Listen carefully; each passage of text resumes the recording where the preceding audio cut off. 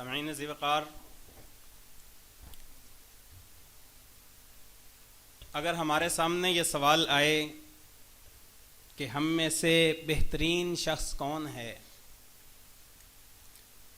تو ظاہر ہے کہ ہم میں سے ہر ایک اپنے اپنے ذوق، اپنے اپنے فکر اور اپنے اپنے مبلغ علم کے مطابق اس کا جواب دے گا۔ تو اس طرح ہم بیک وقت کئی وادیوں کے اندر بھٹک رہے ہوں گے،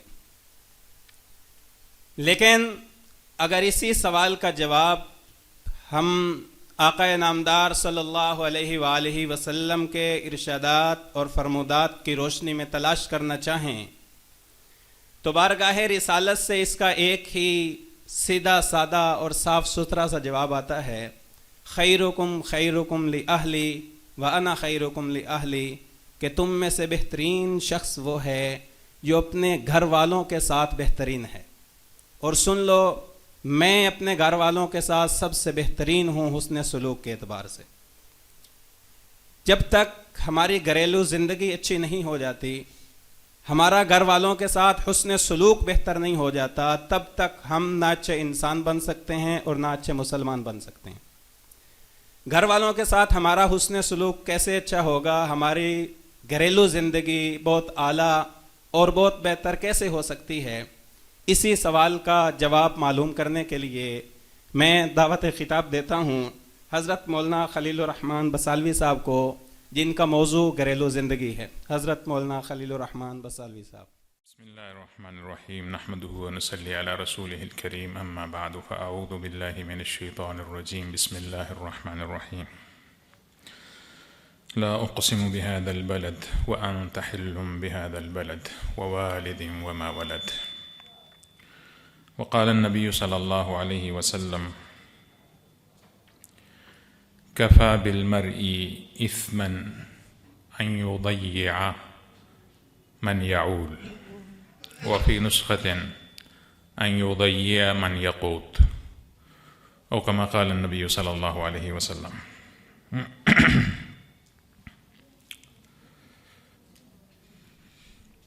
یہ بالکل جو ان نشستوں میں آخری طرف ہیں وہ یہاں سامنے سیٹیں خالی ہیں، کچھ ادھر آ جائیں،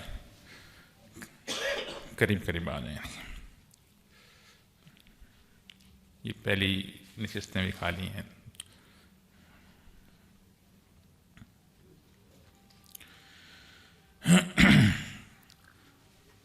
اللہ تبارک و تعالیٰ نے یہ جو زمین، آسمان اور یہ پورا کون بنایا ہے، اس میں اللہ تعالیٰ کا ایک بہت بڑا پروجیکٹ ہے یہ، جس کا ہم حصہ ہیں۔ اور کوئی بھی بڑا منصوبہ ہوتا ہے، بڑا پروجیکٹ ہوتا ہے، تو اس میں اس پروجیکٹ کا کوئی نہ کوئی شاہکار پیس بھی ہوتا ہے۔ تو اللہ تعالیٰ اس اتنے بڑے پروجیکٹ کا کہ جس میں آسمان ہے، زمینیں ہیں، جس میں اللہ کا عجیب نظام ہے، مخلوقات ہیں، چاند، سورج، ستارے ہیں، جس میں ہوائیں چلتی ہیں، جس میں رات اور دن آتے ہیں، یہ اللہ کی نشانیاں ہیں، اللہ کا کون ہے، اللہ کا نظام ہے، ایک بہت بڑا پروجیکٹ ہے اللہ تعالیٰ کا۔ اور اس پروجیکٹ کا جو شاہکار ہے وہ آپ کی اولادیں، ہم سارے انسان، اس کائنات کا اور یا اس پروجیکٹ کا ایک شاہکار ہے۔ جیسے پاکستان بنا، ہر شہر میں آپ کو ملے گا کہ اس شہر کا کوئی نہ کوئی دیکھنے والی چیز۔ آپ کے فیصل آباد میں گھنٹہ گھر بنا، لاہور میں مینار پاکستان بن گیا، فیصل آباد میں اسلام آباد میں فیصل مسجد بن گئی، اور ہر شہر میں اپنا ایک شاہکار ہے۔ تو اللہ نے اس کون کو بنایا، اس عالم کو بنایا، اس میں جو شاہکار بنایا وہ آپ کو بنایا، ہمیں بنایا، ہماری اولادوں کو بنایا۔ لیکن یہ صرف ایک علامت نہیں ہے کہ اللہ نے بڑی کارگر سے ایک مخلوق بنائی ہے، بلکہ اس انسان کو اس کائنات کا دولہا بنایا ہے۔ پھر اعلان کیا ہے کہ یہ زمین و آسمان، یہ ساری کی ساری مخلوقات اس انسان کے لیے مسخر ہیں۔ تو ایک شاہکار تو ہمارے پاس اللہ نے اس کون میں بھیج دیا، انسان. اب اس انسان کو چلنا کیسے ہے؟ تو ظاہر ہے جب کوئی چیز جہاں سے آتی ہے، کہیں سے بن کے آتی ہے، کسی کمپنی سے، کسی ملک سے، تو وہ اس کے ساتھ ساتھ ایک کتابچہ اور تعلیمات بھی بھیجتا ہے کہ اس چیز کو ایسے استعمال کیجیے گا.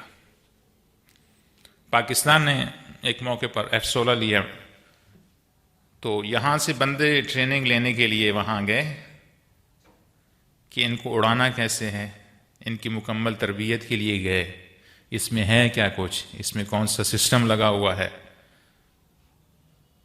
تو کیا تھا کہ وہ ملک پاکستان کو F-16 دے رہا ہے، ساتھ افراد کو تربیت بھی دے رہا ہے، ساتھ پوری تھیوری دے رہا ہے کہ یہ جہاز اڑے گا کیسے، اس میں کیا کوالٹی ہے. اگر وہ صرف F-16 چھوڑ کے چلے جاتے، ہمیں اڑانے نہ آتے، ہمیں پتہ نہ ہوتا یہ کیا چیز ہے، تو ہم کیا کرتے؟ پھر ہم ان کے پروں کے ساتھ جھولا باندھ کے جھولتے، سلپ بناتے، گھسیٹیاں لیتے ان کے پروں سے. اس سے زیادہ تو ہم کچھ نہ کر پاتے. تو جب ان کی تعلیمات آئیں، ان کے جو ٹرین شدہ لوگ تھے ان سے سیکھا گیا کہ اس کو چلانا ایسا ہے، تو پھر وہ ہماری ایک مضبوط دفاعی قوت کا حصہ بنے. تو اسی طرح ایک شاہکار کوئی بھی ہے، کوئی بھی اچھی چیز ہے، اگر ساتھ اس کی تعلیمات دینے والا، اس کا سکھلانے والا، وہ چیز کیا ہے یہ آپ کو نہیں پتا ہے، تو وہ شاہکار آپ کے لیے بیکار ہے. مثلا آپ کو کسی اونچی جگہ پر کھڑا کر کے اگر کہا جائے کہ یہ اونچا پہاڑ ہے، یہاں سے چھلانگ لگانی ہے، اور یہ دیکھیں یہ چھتری ہے جو آپ کو زمین پر پٹخنے نہیں دے گی، بچا لے گی، بس آپ نے یہ چھتری دیکھیں، اس کا کپڑا اتنا عالی ہے، اس میں جو رسیاں لگی ہوئی ہیں یہ بڑی مضبوط قسم کی ہیں، اس میں جو سسٹم لگا ہوا ہے یہ بڑا اچھا ہے، لیکن اس نے بتایا نہیں کہ کھلتی کہاں سے ہے. چیز بھی آپ کو دے دی، باندھ بھی ساتھ، لیکن بٹن یا وہ جو کھلنے کا طریقہ تھا وہ نہیں بتایا. وہ بچا لے گا آپ کو؟ نہیں بچا پائے گی. تو اب انسان آ گیا، اللہ نے ہمیں پیدا کر دیا، ہمیں اپنا ایک گھرانہ دے دیا، اللہ نے ہمیں والدین دیے، ہمیں اولادیں دیں، ہمارا سسرال بنایا، ہمارا خاندان بنایا، پھر یہ ہمارے پر احسان کیا. اللہ نے احسان کے طور پر کہا کہ یہ ساری چیزیں میرے احسانات میں سے ہیں. اب ان کو چلانا کیسے ہے؟ یہ اللہ نے ساتھ تعلیمات بھیجی ہیں، بندے بھی ٹرین کر کے بھیجے ہیں. انبیاء کرام کا ایک سلسلہ چلا جو براہ راست آسمانی تعلیمات لے کر ہمارے پاس آتے تھے اور ہماری رہنمائی کرتے تھے. اور رہنمائی زندگی کے ہر پہلو میں، اور رہنمائی اس چیز میں کہ ہم نے کیسے چلنا ہے، ہم نے اپنے گھر کو کیسے چلانا ہے، اپنی اولاد کو کیسے چلانا ہے، اپنی زوجات کو کیسے چلانا ہے، یہ سارا سسٹم کیسے چلے گا، یہ قرآنی تعلیمات، انبیاء کرام کی تعلیمات سے ہی یہ ساری چیزیں ہم سیکھتے ہیں. اور جب تک، جیسے میں نے عرض کیا کہ F-16 امریکہ نے بھیجا، کیا ممکن ہے کہ تعلیمات ہم چائنا سے لے لیں یا رشیا سے لے لیں؟ نہیں بھائی، بنایا انہوں نے نہیں ہے، انہوں نے نہیں بنایا نا، امریکہ نے بنایا ہے. زیر تعلیمات بھی ہمیں وہ وہیں سے ملیں گی. اب انسان کو پیدا اللہ نے کیا، اللہ نے اپنی تعلیمات اور ٹرینر بھیجے انبیاء، اور ہم کہیں کہ نہیں جی انسان کو چلانا کیسے ہے یہ ہم غرب سے لیں گے، یہ ہم یونان کی اس پسماندہ یا بقایا جو وہ رہ گیا ہے ایک سسٹم، اس سے لیں گے. یا انسان کو چلانا کیسے ہے، مجھے بچے کو تربیت کیسے دینی ہے، میں اس میں دیکھوں گا کہ مجھے یہ فلاں سکول سسٹم کیا کہتا ہے، فلاں جو اسکالر ہے وہ کیا کہتا ہے، تو میں اس کو نہیں دیکھوں گا، بلکہ میں جہاں سے انسان آیا ہے عقل مندی یہی ہے کہ میں اس کی تعلیمات کو مانوں. تو اللہ کی تعلیمات سب سے پہلے دیکھیں گے کہ اللہ نے انسان کو چلانے کے لیے، اولاد کو چلانے کے لیے، گھر کو چلانے کے لیے کیا نظم دیا ہے. اگر ہم اللہ کی ان تعلیمات کو نہیں سامنے رکھیں گے اور کسی اور کی مرضی سے چلائیں گے تو ہم اس نظام کو تباہ کر دیں گے، یہ فنا ہو جائے گا، برباد ہو جائے گا. یہ شام میں جو حالات ہوئے، وہاں کے لوگ مہاجر ہوئے، دوسرے ممالک میں گئے، مختلف ممالک نے ان کے لیے اپنے دروازے کھولے. بعض غیر مسلم ممالک نے یوں کیا کہ ان سے اولادیں لے لیں کہ ہم پال کے آپ کو دے دیں گے، جی تربیت ہم کریں گے. ایسے ایک شامی بندے کے پاس ایک مسلمان ملک سے بندہ گیا.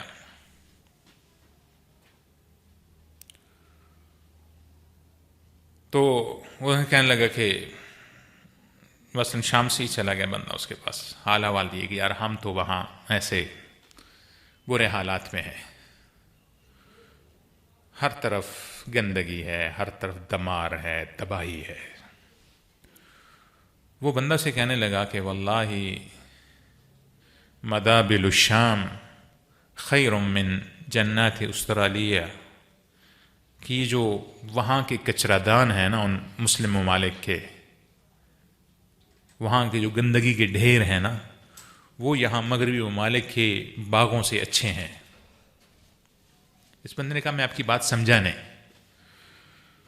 اس نے کہا کہ میں جب وہاں شام میں تھا تو بیٹا بیٹا تھا، باپ باپ تھا، بھائی بھائی تھا، بیوی بیوی تھی، بیٹی بیٹی تھی. جب سے ہم یہاں آئے ہیں، یہاں باپ کو بیٹے کا پتہ نہیں ہے، بیٹے کو باپ کا پتہ نہیں ہے، بیٹی ماں کی نہیں مانتی ہے، بیٹا باپ کا باغی ہو گیا ہے، کوئی نظام باقی نہیں رہا، کوئی آپس میں تعلق باقی نہیں رہا، بالکل سارا تباہ ہو گیا ہے. آج آپ کو پتہ چلتا ہوگا کہ فلاں ملک میں ایک مسلمان فیملی ہے یا کوئی بھی ہے کہ وہاں کسی نے بچے کو ڈانٹ دیا، اس نے یا مار دیا، تو اس نے اپنا شکایت لکھوا دی اور اس پر والد کی گرفتاری ہو گئی. آپ پڑھتے آئے ہوں گے، یہ اخبارات میں آتا رہتا ہے،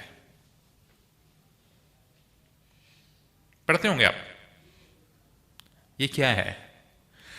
یہ ہمیں انسان تو آیا ہے اللہ کی طرف سے، اور انسان کے نظام کو ہم مغرب کی سطح پر چلانے کی کوشش کر رہے ہیں، تو پھر کچھ بھی نہیں بچا، سب تباہ ہو گیا. اور ہم جتنا بڑا سکول ہوتا ہے، اتنا جتنی بڑی فیس ہوتی ہے، یہ زیادہ وہ یوں کر کے بولتے ہیں کہ میرا بچہ فلاں سکول میں پڑھتا ہے، اتنی فیس دیتا ہوں مہینے کی. لیکن اللہ تبارک و تعالی کی طرف سے جو اولاد کی تربیت گاہ ہے، وہ سکول نہیں ہے، وہ والد ہے، وہ اس کا گھرانہ ہے، وہ معاشرہ ہے. 3 چیزوں کا اہم کردار ہے نا بچے کی تربیت میں، کسی بھی فرد کی تربیت میں.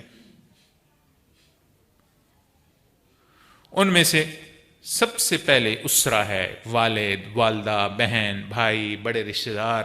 اسرہ عربی میں کہتے ہیں خاندان کو، گھر سب سے پہلا نمبر اس کا ہے. اور پھر ہمارے یہ تعلیمی ادارے ہیں، دوسرا نمبر ان کا ہے. پھر تیسرا نمبر ہمارا ماحول ہے. ماحول میں آپ اپنا پورا کا پورا معاشرہ لے لیں. اب اس میں میڈیا آ گیا ہے، اس کو بھی ساتھ رکھ لیں. ہمارے ٹی وی چینلز ہیں، ہمارے ریڈیو اسٹیشنز ہیں، ہمارے یہ جو عام تواصل اجتماعی کے جس طرح واٹس ایپ، ٹویٹر، یہ وہ وغیرہ، یہ ساری چیزیں اس میں مشترک ہیں ہمارے اس ماحول میں. تو بچے کی تربیت کے لیے سب سے پہلے بچے کا والد، خاندان، والدہ، بڑے بہن بھائی، عزیز و اقارب یہ ہیں. تربیت جو اصل میں ہے وہ ان کے ذمہ ہے. پھر تعلیمی ادارے دوسرے نمبر پر آتے ہیں، ماحول تیسرے نمبر پر آتا ہے. اور اس پر دلیل کیا ہے؟ اس پر دلیل ہے کہ نبی صلی اللہ علیہ وسلم نے فرمایا کہ کفا بالمرء اثما ان یضیع من یقوت، کہ بندہ کے گناہگار ہونے کے لیے کافی ہے کہ وہ اپنی اولاد کو ضائع کر دے، یا جو اس کے ماتحت ہیں، جن کو وہ کما کے کھلاتا ہے، پہناتا ہے، ان کو ضائع کر دے. اور یہ کیسے ضائع کر سکتا ہے؟ ایک تو یہ ہے کہ بھوکا رکھے، لیکن ہم لوگ تو بھوکا نہیں رکھتے الحمدللہ. اپنے سے بڑھ کے اولاد کہ والدین کا اور اولاد کا ایک ایسا واحد یہ دنیا کا رشتہ ہے کہ جو بغیر غرض کے بندہ اپنی اولاد کو پالتا ہے، بغیر کسی غرض کے. اگر اولاد نافرمان بھی ہو جاتی ہے، یہ ایسا رشتہ ہے کہ ماں اور باپ کا دل پھر بھی اولاد کے لیے دکھتا ہے. یہ واحد وہ رشتہ ہے جس کے لیے والدین کہتے ہیں کہ میں جس مرتبے جس عہدے پر ہوں میرا بچہ مجھ سے 2 ہاتھ اور اوپر چلا جائے, اس کی ترقی اور زیادہ ہو. یہ 3 خصوصیات صرف اور صرف والدین اور اولاد کے اس رشتے میں ملیں گی اور کسی میں نہیں ملیں گی. تو اسی لیے کیونکہ اس کی ذمہ داری والدین کو دی گئی ہے, والد کو دی گئی خاص کر کے, اور کہا گیا ہے کہ بندے کے گناہ گار ہونے کے لیے کافی ہے کہ ان یضیع من یقوت او یعول, کہ وہ اپنی جن کو کھلا پلا رہا ہے, جن کو پہرا رہا ہے, ان کو ضائع کر دے. اب ضائع کیسے کر دے کہ باپ کما رہا ہے, کھلا رہا ہے, اپنی مصروفیات پہ ہے, اپنا کاروبار چلا رہا ہے, دکان چلا رہا ہے, اپنی کمپنی چلا رہا ہے, بیٹا تربیت کے لیے کسی اور کے حوالے ہے, اسکول جاتا ہے, فلاں جگہ جاتا ہے, مدرسے چلا جاتا ہے, قاری صاحب کے پاس آ جاتا ہے, اور پھر جب بیٹا 20 سال سے اوپر چلا جاتا ہے پھر باپ کو پتہ چلتا ہے کہ میرا بیٹا تو بگڑا ہوا ہے. ایک عرب محقق ہیں, کہنے لگے کہ اگر آپ کو دنیا میں سب سے اونچا عہدہ مل جائے, سب سے بڑی پاور مل جائے, سب سے بڑی پاور, ظاہری اسباب کے لحاظ سے ہم کہتے ہیں کہ اس وقت جو بائیڈن بڑا پاورفل آدمی ہے, آپ کو جو بائیڈن جتنی, امریکن صدر جتنی پاور مل جائے, اور یہ گوگل کے مالک جتنا آپ کو سرمایہ مل جائے کہ آپ دنیا کے امیر ترین شخص ہو, صحیح, اور دنیا کا بہترین علم والا جیسے آئنسٹائن گزر گیا, ایسا کوئی علم آپ کو مل جائے, آپ عہدے میں بھی دنیا میں سب سے ٹاپ پر ہیں, آپ سرمایہ میں بھی سب سے امیر ہیں, آپ علم میں بھی سب سے آگے ہیں, لیکن آپ کا بیٹا ویسا نہیں ہے جیسا آپ چاہتے ہیں, وہ بگڑا ہوا ہے, تو آپ دنیا کے شقی بد نصیب ترین بندے ہیں. ایسا ہے کہ نہیں ہے؟ بندے کی وہ دکان, وہ اچھا کاروبار کس کام کا اگر اولاد بگڑی ہوئی ہو تو بندے کی راتوں کی نیند اڑ جاتی ہے. اور یہ کس وقت ہوتا ہے کہ جب بندے کو بہت دیر سے پتہ چلتا ہے نا کہ ہمارے ایک اپنے برادری, ملا برادری کے بندے ہیں, خطیب ہیں پاکستان میں ماشاءاللہ, ان کی ایک نام ہے, نام نہیں لیتا ہوں اس لیے آپ بھی جانتے ہوں گے. وہ کہتے ہیں کہ مجھے زندگی میں ایک دکھ ہے کہ میں نے زندگی اسوار میں گزار لی, آج وہاں بیان, کل وہاں بیان, پرسوں وہاں بیان, ساری زندگی سفروں میں گزر گئی. اب میرے بچے بڑے ہو گئے ہیں, جب بڑے ہو گئے ہیں تو مجھے اندازہ ہوا ہے کہ ایک کمی ان میں رہ گئی ہے کہ جو اب پوری نہیں ہو سکتی ہے. وہ یہ کہ میں نے ان کی تربیت پر توجہ نہیں دی تھی, میں ان کو مدارس اور اسکولوں کے حوالے کر کے چلا گیا تھا. لیکن یہ ایک ایسی کمی مجھ سے رہ گئی ہے کہ میں پورے پاکستان میں پروگرام کرتا تھا, لیکن میری اولاد مجھ سے محروم رہ گئی ہے. میں نے ان کو وقت نہیں دیا, میں نے ان کی تربیت پر غور نہیں کیا, اور آج جب مجھے ضرورت پڑی ہے کہ یہ میرا بازو بنیں گے, میرا اور اس کی دماغ ہی نہیں میچ کرتا.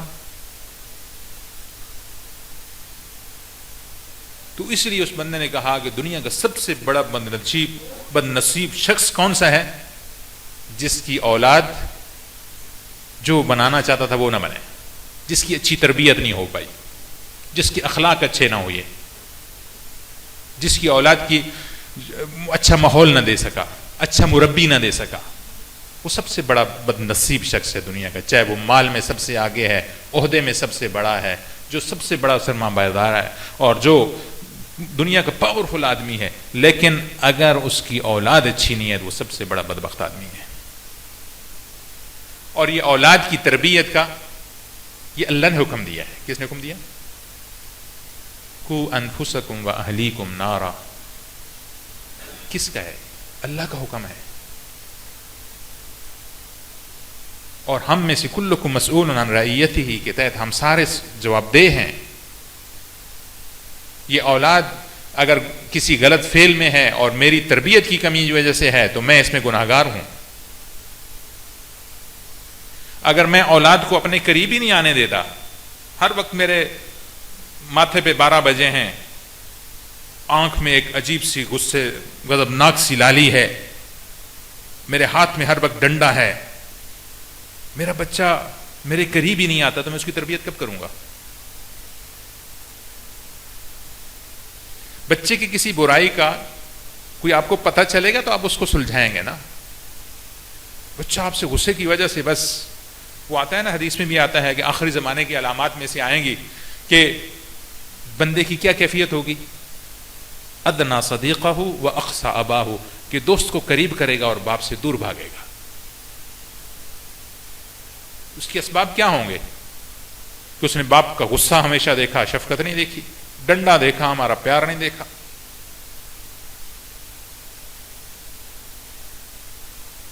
تو ہمیں شریعت تو یہ نہیں سکھاتی، وہ تو کہتی ہے کہ قریب رہو.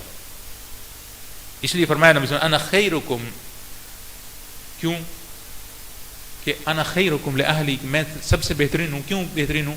کہ میں اپنے گھر والوں کے لیے سب سے بہترین ہوں. کہ نبی صلی اللہ علیہ وسلم جہاں ایک گھر کے سربراہ تھے، وہاں گھر میں ایک مشفقانہ ماحول تھا، ایک دوستانہ ماحول تھا. ایک تربیت تب بھی ہو سکتی ہے جب آپ دوستانہ ماحول میں ہوں گے.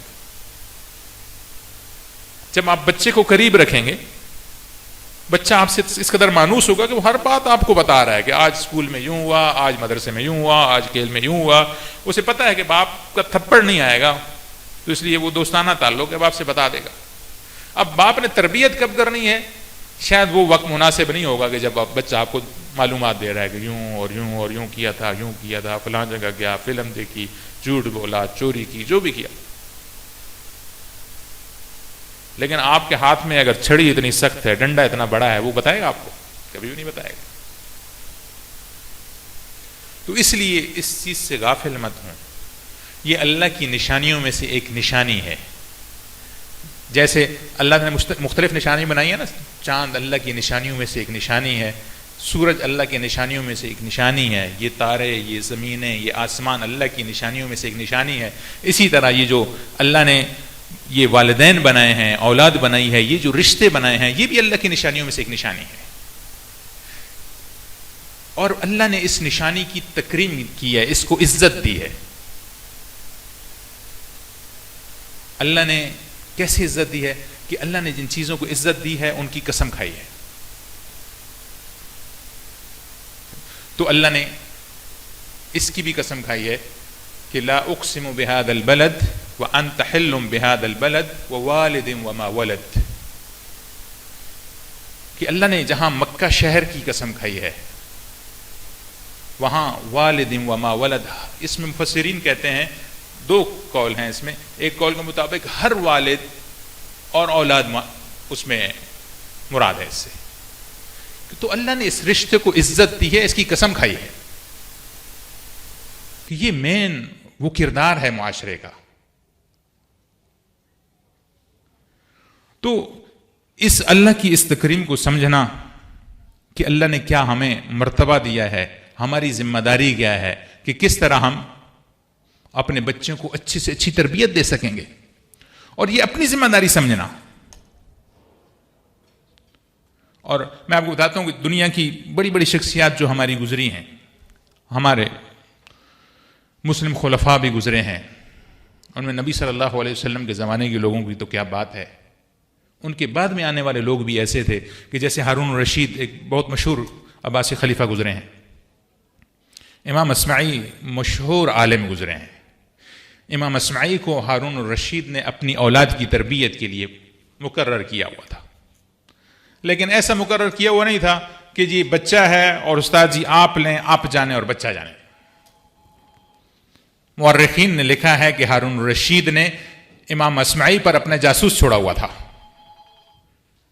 کہ جو ہارون الرشید کو یہ بتاتا تھا کہ یہ کیسا سکھلا رہے ہیں، اور کیا کوئی ریت تو نہیں بڑھ رہا ہے کہ کل اس بچے نے جا کے مسلمانوں کا بادشاہ بنا ہے تو کہیں یہ نہ ہو کہ یہ ان کے ساتھ خوشامد میں لگا ہوا ہو کہ کل ان کی ریت ہو جائے یا ان کو کوئی سہولت اضافی مل جائے. تو لہٰذا ایسا نہیں ہونا چاہیے کہ میرے بچے کے ساتھ کسی قسم کی ریت ہو. تم ریت کرو گے تو اس کے اخلاق بگڑیں گے، تم ریت کرو گے تو کل یہ شاید میری خلافت کا وارث بنے گا، مسلمانوں کا یہ مقتدا بنے گا، تو اس کی وجہ سے پورا معاشرہ خراب ہوگا. تو لہٰذا مجھے اپنے بچے کے لیے کسی قسم کی کوئی رعایت نہیں چاہیے، اچھی تربیت چاہیے.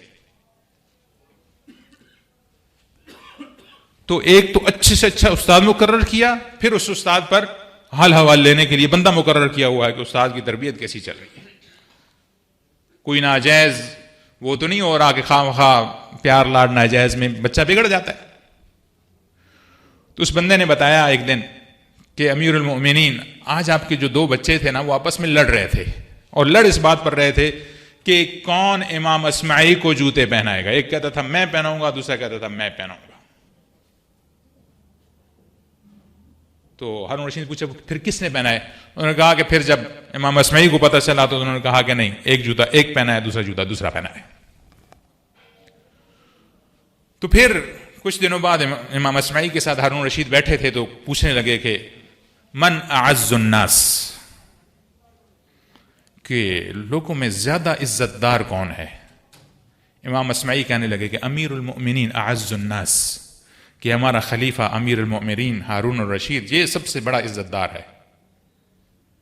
تو ہارون رشید نے کہا کہ لا بل اعز الناس من یختصم ولی عہدی لاجل الباس نعلہ, کہ سب سے زیادہ عزت دار بندہ وہ ہے کہ جس کو جوتے پہنانے کے لیے میرے 2 بیٹے کل کے ولی عہد جھگڑ رہے ہیں کہ میں پہناؤں گا.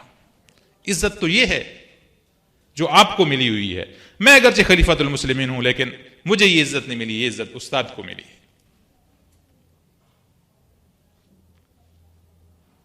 اور یہ تربیت گھر سے ملتی ہے. استاد تو لکھنا سکھائے گا نا, پڑھنا سکھائے گا. کل لکھنا نہیں آ رہا بچے کو, پڑھنا نہیں آ رہا بچے کو, فن نہیں آ رہا, آپ پوچھ سکتے ہیں استاد کو, لیکن بچے کو سلیقہ نہیں آ رہا, بچے کو طریقہ نہیں آ رہا, بچے کو بات کرنے کا انداز ٹھیک نہیں ہے, یہ کون کہے گا؟ یہ کون سکھائے گا؟ یہ والد اور گھر سکھائے گا. پھر انہی ہارون رشید کے بیٹے مامون الرشید بعد میں خلیفہ بھی بنے.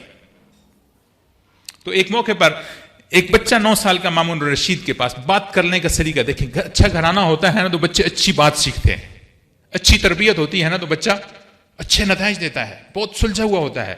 تو مامون الرشید کے ہاتھ میں بڑی خوبصورت انگوٹھی تھی. خلیفہ کے ہاتھ میں انگوٹھی ظاہر ہے. تو اس نے کہا کہ حل رأیت اجمل من ھذا, کہ کیا اس انگوٹھے سے خوبصورت چیز آپ نے کوئی دیکھی؟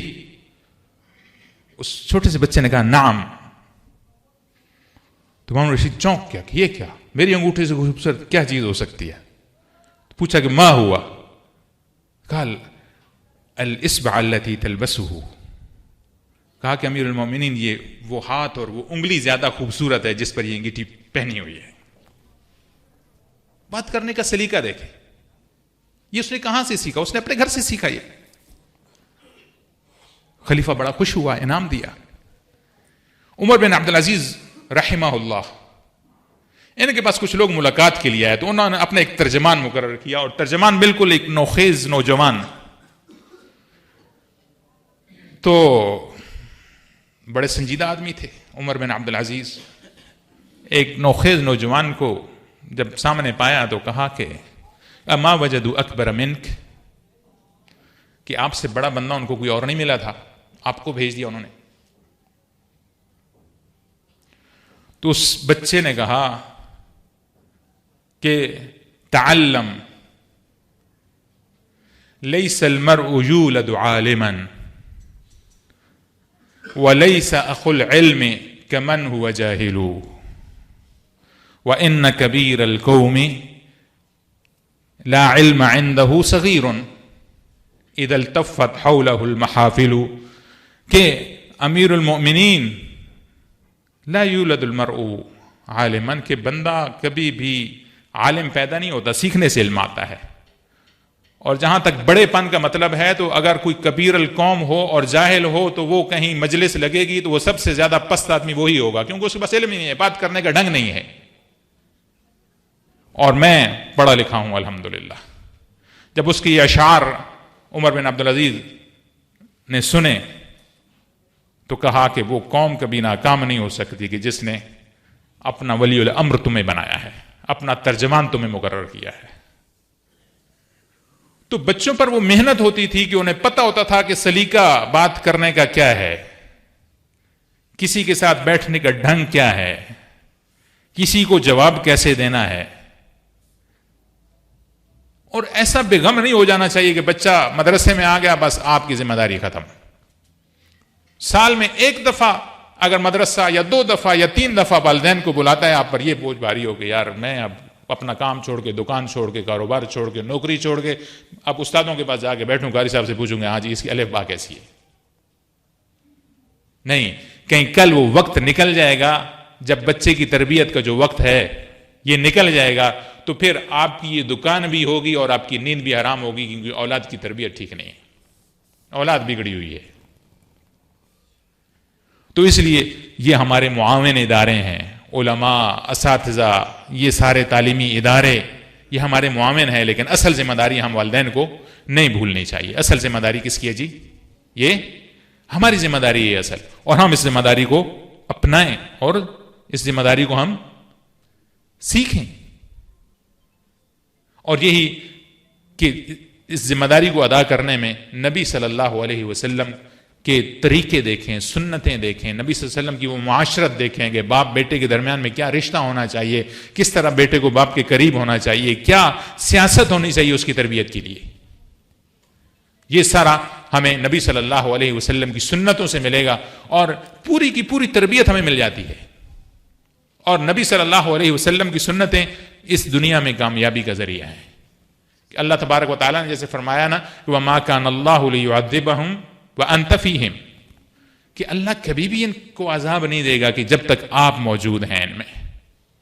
تو مفسرین نے لکھا ہے کہ اگر نبی صلی اللہ علیہ وسلم کی رحلت کے بعد پھر بھی اللہ کی یہی شان ہے کہ اللہ کبھی بھی عذاب نہیں دے گا جب تک رسول اللہ کی سنتیں ان میں موجود ہوں گی، تو جب تک رسول اللہ کی سنتیں اس قوم میں موجود ہوں گی، مسلم امہ میں موجود ہوں گی، ہمارے گھرانوں میں موجود ہوں گی، ما کان اللہ لیعذبہم وانت فیہم، جس کا مصداق وہ لوگ بھی ہوں گے۔ تو ان سنتوں کے مطابق اپنے اولاد کی تربیت کرنا، اپنے اولاد کو قریب رکھنا، اپنے اولاد کو دین سکھانا، دنیا سکھانا، معاشرت سکھانا، اچھی بات چیت سکھانا، سچ کی تربیت دینا، یہ ہماری اور آپ کی ذمہ داری ہے۔ اللہ تعالیٰ ہم سب کو اس پر عمل کرنے کی توفیق عطا فرمائے، اور اپنی ان ذمہ داریوں کو بہتر سے بہتر نبھانے کی توفیق عطا فرمائے۔ وآخر دعوانا الحمدللہ رب العالمین۔